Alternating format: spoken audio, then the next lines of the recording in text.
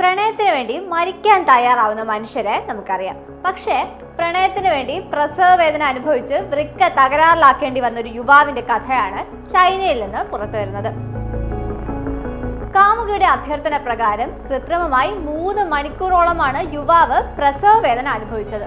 തുടർന്ന് യുവാവിന്റെ ചെറുകുടലിന്റെ ഒരു ഭാഗം തകരാറിലുമായി. സ്ത്രീകൾ അനുഭവിക്കുന്ന വേദനകൾ നേരിട്ട് അനുഭവിച്ചറിഞ്ഞാൽ മാത്രമേ പങ്കാളിയെ ശരിക്കും സ്നേഹിക്കാനാകൂ എന്ന കാമുകിയുടെ അമ്മ നൽകിയ ഉപദേശമാണ് യുവാവിനെ കുഴിയിൽ ചാടിച്ചത്.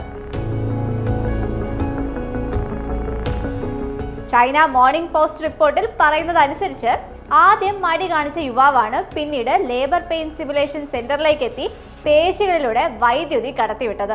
8ാം ലെവലിൽ എത്തിയതോടെ യുവാവ് വേദന കൊണ്ട് പുളയാൻ തുടങ്ങി.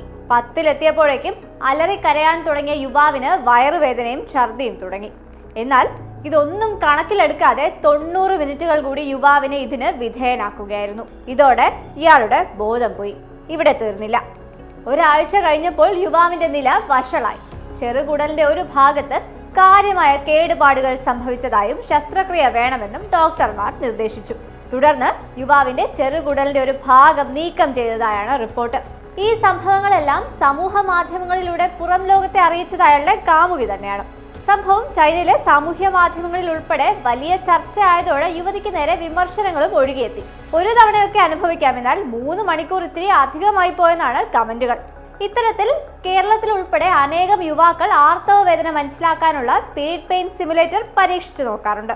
എന്നാൽ വിദഗ്ധരായ ടെക്നീഷ്യന്മാരുടെ സഹായത്തോടെ അല്ല ഇതിന് മുതിരുന്നതെങ്കിൽ പണിപാടും. ഹൃദ്രോഗം, എപ്പിലെപ്സി എന്നിവ ഉള്ളവർ ഇതൊന്നും പരീക്ഷിക്കരുതെന്നും 30 മിനിറ്റിലധികം ഇത്തരം സാഹസങ്ങൾക്ക് മുതിരുന്നത് ജീവൻ അപകടത്തിലാക്കുമെന്നാണ് വിദഗ്ധരുടെ മുന്നറിയിപ്പ്.